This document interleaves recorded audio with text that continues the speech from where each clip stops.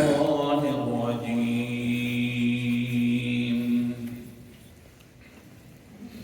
بسم الله الرحمن الرحيم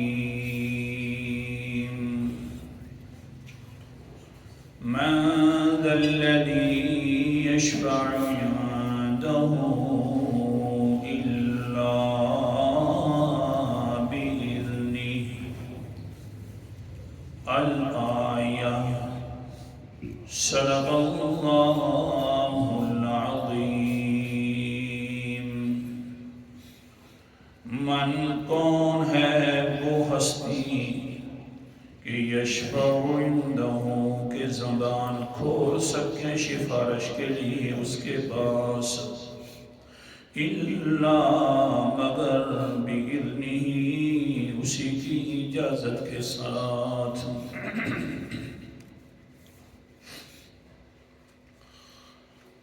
سورۃ البقرہ کا خلاصہ یہ تھا کہ لا الہ الا اللہ۔ اللہ رب العزت نے اس خلاصے کو ذکر فرما دیا آیت الکرسی میں، اور اس آیت الکرسی کے اندر اللہ رب العزت نے عقلی دلائل سے مسئلہ سمجھایا کہ مان لو کہ اللہ کے علاوہ کوئی عبادت کے لائق نہیں۔ اسی عقلی دلیل میں سے ایک دلیل ہو گئی دلیل جلالی۔ دلیل جلالی اس کو کہتے ہیں کہ اللہ سوال کرتا ہے اور روب والا سوال ہوتا ہے، اور اللہ رب نے فرمایا من ذا الذی، کون ہے وہ ہستی جو میرے سامنے اپنی زبان کھول سکے؟ تو بڑا روب والا سوال ہے، اس کو کہتے ہیں دلیل جلالی۔ کون ہے بھائی جو میرے سامنے زبان کھول سکے؟ الا بإذنہ، مگر اس کی اجازت کے ساتھ۔ اس کو اللہ تعالیٰ اجازت دیں گے وہی زبان کھول سکے گا، شفاعت کرے گا۔ تو اللہ نے سمجھایا کہ اے بھولا انسان، سوچ تو صحیح، جب وہ اپنی زبان کھولنے پر قادر نہیں ہے تو تیری کھوٹی قسمت کھری کرنے پر کیسے قادر ہو گئے؟ وہ اپنی زبان کھولنے پر قادر نہیں ہے تو آپ کی منت منوتی، نظر و نیاز، مشکل کشا، داتا، دستگیر کیسے بن گئے؟ جب وہ اتنے محتاج ہیں تو تیرے لیے کیا محتاجیوں کو دور کریں گے؟ لہذا مان لے لا الہ الا اللہ کہ اللہ کے علاوہ کوئی عبادت کے لائق نہیں، کوئی دستگیر نہیں، کوئی حاجتوں کو پورا کرنے والا نہیں۔ لیکن پھر اس شفاعت کا ایک مفہوم نکلا کہ شفاعت اصل میں کہتے ہیں دعا کو، اور انسان یہ نظریہ رکھے کہ اللہ تعالیٰ کسی کی دعا کے سامنے مجبور ہو جاتے ہیں، جس طرح کہ یہودیوں کا نظریہ تھا، یا اللہ تعالیٰ کسی اپنے محبوب بندے کے سامنے محبت کی وجہ سے ضرورت سمجھتے ہیں کہ اس کی دعا کو قبول کر لیں، تو اللہ تعالیٰ مجبوریوں سے بھی پاک ہے، ضرورتوں سے بھی پاک ہے۔ اللہ چاہے تو دعا قبول فرما لے، نہ چاہے تو دعا قبول نہ کرے۔ ہاں البتہ اتنی بات ضرور ہے کہ اللہ تعالیٰ جس وقت اجازت دیتے ہیں تو اس وقت انسان دعا کر سکتا ہے اور اللہ تعالیٰ قبول فرما لیتا ہے، تو اس کی رحمتوں کا تقاضا ہے، ورنہ زوری زور کوئی دعا قبول نہیں کروا سکتا۔ اسی بات میں بات چل پڑی کہ انسان بڑے سے بھی دعا کروا سکتا ہے، چھوٹے سے بھی دعا کروا سکتا ہے، یہ اللہ کی طرف سے اجازت ہے۔ حتیٰ کہ خود پیغمبر علیہ السلام نے کیا فرمایا تھا، وہ حدیث بخاری والی بیان کر رہا تھا۔ قال النبي صلى الله عليه وسلم من قال حين يسمع النداء اللهم رب هذه الدعوة التامة والصلاة القائمة آت محمدا الوسيلة والفضيلة وابعثه مقاما محمودا الذي وعدته حلت له شفاعتي يوم القيامة۔ پیغمبر علیہ السلام نے فرمایا، دعا فرمائی کہ میرے لیے دعا کیا کرو، اذان کے سننے کے بعد، اذان کے جواب دینے کے بعد جو انسان میرے لیے دعا کرتا ہے، تین چیزیں مانگتا ہے اللہ سے۔ پہلی چیز مقام وسیلہ بھی، مقام فضیلت بھی، یہ دونوں درس ہو گئے۔ مقام وسیلہ بھی مانگتا ہے، مقام فضیلت بھی مانگتا ہے، اور تیسرا مقام ہے مقام محمود مانگتا ہے وہ محمود مقام مقام محمود الذی وعدتہ جو اللہ تعالیٰ نے میرے سے وعدہ کیا ہے وہ مقام مانگ لے اللہ جی مہربانی کر پیغمبر کو مقام محمود عطا فرما دے تو پھر کیا ہوگا حلت لہو شفاعتی یوم القیامہ قیامت والے دن میرے ذمہ میرے اوپر واجب ہے کہ میں اس کی شفاعت کروں گا اللہ ہم سب کو نصیب فرمائے شفاعت کے بغیر بس کون سے کام کے بہرحال سمجھا رہا تھا نا کہ مقام محمود مانگ لے اور کہ اللہ جو تو نے اپنے پیغمبر سے وعدہ کیا تھا وہ مقام محمود عطا فرما دے کس جگہ پر وعدہ ہوا سورت کا نام سورت بنی اسرائیل ہے 25واں پارہ ہے اللہ تعالیٰ نے فرمایا وَمِنَ اللَّيْلِ فَتَهَجَّدْ بِهِ نَافِلَةً لَكَ عَسَىٰ أَن يَبْعَثَكَ رَبُّكَ مَقَامًا مَحْمُودًا آیت نمبر 79 ہے اللہ تعالیٰ نے فرمایا میرا پیغمبر جی رات کی گھڑیوں میں سے اٹھ کر فتحجد تہجد والے نفل پڑھا کرو تہجد پڑھی کرو کیوں اللہ جی یہ کس کے لیے فرمایا نافلۃ لک یہ خاص تیرے لیے اللہ نافلۃ لک خاص تیرے لیے میرا پیغمبر تہجد والی نماز خاص تیرے لیے پچھلے انبیاء بھی آتے رہے اسی طرح خصوصیت والی نماز نہیں تھی تیری امت کے لیے بھی یہ خصوصیت والی نماز ہے لیکن نفل ہے تیرے اوپر میرا پیغمبر واجب ہو چکی ہے کہ تم یہ خاص نماز پڑھی کر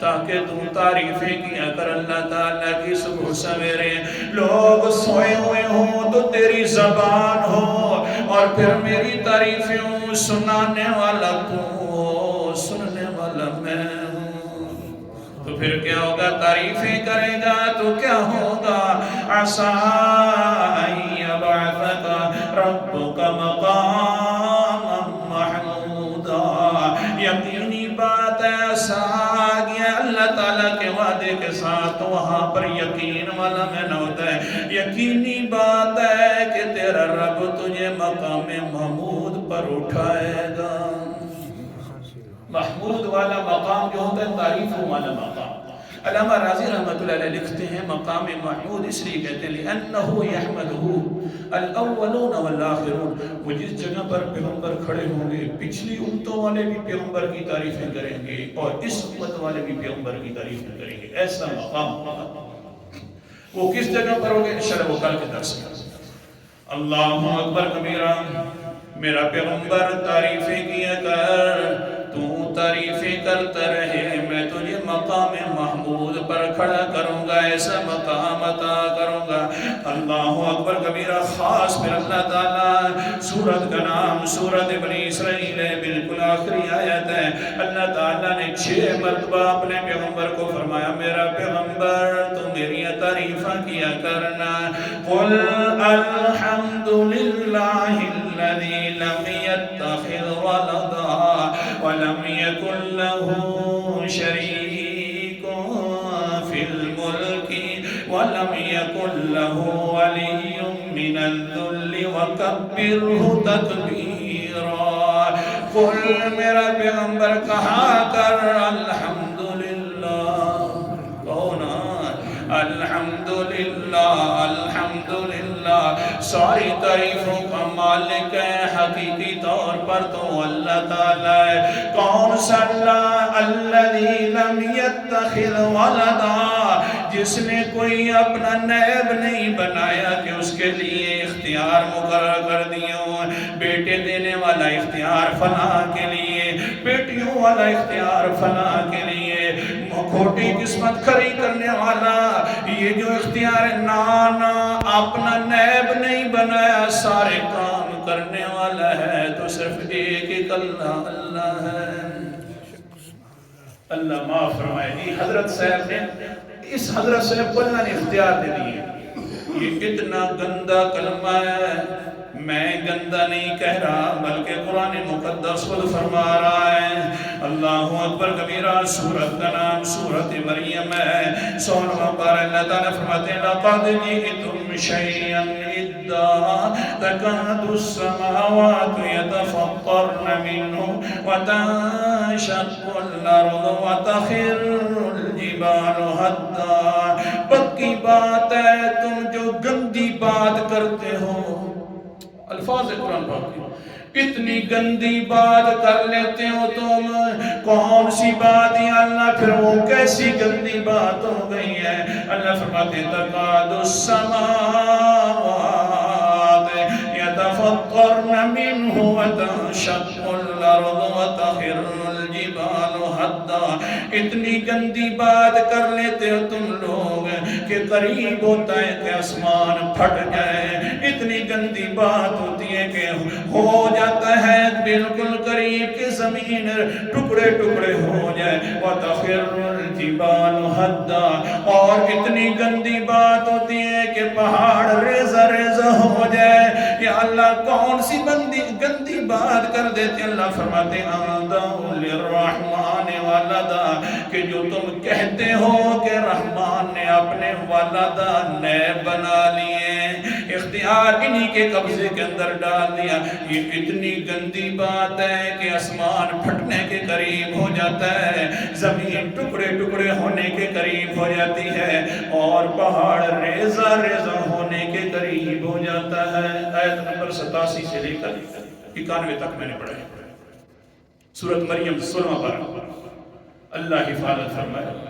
لہذا میرا پیغمبر کیا کیا کر؟ الحمدللہ الذی لم یتخذ ولدا.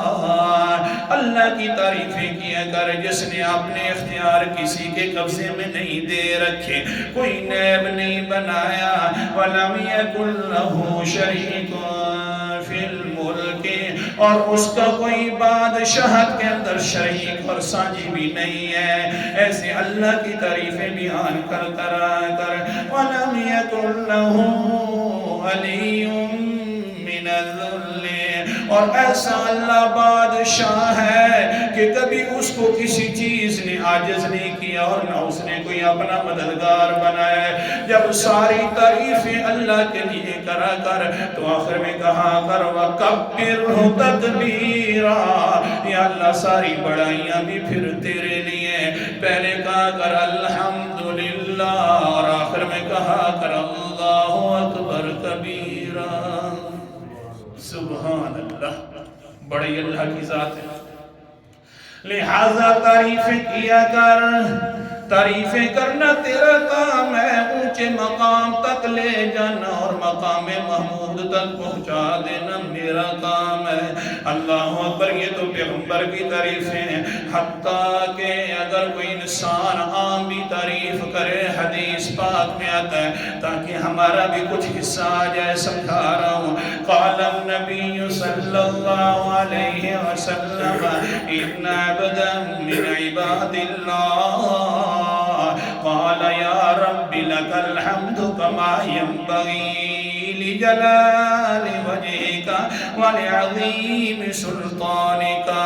اللہ کے پاک پیغمبر نے فرمایا ایک انسان تھا پچھلی قوموں میں سے، پچھلی امتوں میں سے، اللہ کا بندہ تھا، تعریفیں کر رہا تھا، ذکر و اذکار میں بیٹھا تھا، بس زبان میں سے ایک لفظ نکل گیا، کہنے لگا یا ربی لک الحمد کما ینبغی لجلال وجہک ولعظیم سلطانک. اللہ جی تیرے لیے ساری تعریفیں تیرے لیے، اتنی تعریفیں تیرے لیے جتنی تیری رضا ہے، وہ ساری تعریفیں بھی پھر تیرے لیے. یا اللہ جتنی تیری بادشاہتیں ہیں اتنی تعریفیں بھی تیرے لیے. یا اللہ جتنا تو چاہتا ہے اتنا تیرے لیے تعریفیں ہیں. یا اللہ یہ الفاظ کہے تو فَضَّلَتْ بِمَلَكَيْنِ فَلَمْ يَدْرِيَا اِنَ يَكْتُبَانِهَا. یہ جو فرشتے تھے کرامن کاتبین، یہ پریشان ہو گئے کہ کیسے لکھیں اس کی نیکیاں اور یہ کیسے تعریفیں لکھیں، کیونکہ نہ اللہ کی رضا کا پتہ ہے نہ اللہ کی بادشاہت کا پتہ ہے، کیسے تعریفیں لکھیں۔ اللہ اکبر کبیرہ، قرآن مقدس کا امداد، ہاں ہر کسی کے اوپر یہ فرشتے مقرر ہیں۔ اللہ تعالیٰ فرماتے ہیں وَإِنَّ عَلَيْكُمْ لَحَافِظِينَ كِرَامًا كَاتِبِينَ۔ اللہ اکبر کبیرہ، بے شک تمہارے اوپر نگران فرشتے موجود ہیں جن کو کرام کاتبین کہا جاتا ہے۔ بہرحال یہ فرشتے پریشان ہو گئے، کیسے لکھیں یہ الفاظ، لکھیں تو لکھیں کیسے، نہ اللہ کی عظمت کا پتہ ہے نہ اللہ کی بادشاہت کا پتہ ہے، ہمارا علم محدود ہے، اللہ کی عظمت بھی بڑی لامحدود ہے، اللہ کی بادشاہت بھی بڑی لامحدود ہے۔ مشورہ کرنے لگ گئے، حتیٰ کہ مشورہ طے پایا فَصَعِدَ إِلَى السَّمَاءِ، دونوں آسمانوں کی طرف چل پڑے یار، جا کر اللہ تعالیٰ سے بات کرتے، اللہ نہ عظمتوں کا پتہ ہے نہ بادشاہتوں کا پتہ ہے، لکھیں تو کیا لکھیں۔ اللہ اکبر کبیرہ، قال النبی صلی اللہ علیہ وسلم قال عز وجل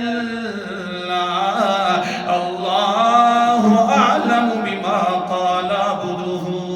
اللہ تعالیٰ آگے سے کہنے لگے، حالانکہ پتہ بھی تھا اللہ تعالیٰ کو، ماذا قال عبدی، میرے بندے نے کیا کہا ہے فرشتوں، تاکہ پتہ چل جائے کہ تعریف کرنے والے کی عظمت اتنی زیادہ ہے کہ اللہ بھی جان کر پھر بھی کہتے ہیں میرے اس بندے کی بھی تعریفیں میرے دربار میں شروع ہو جائیں۔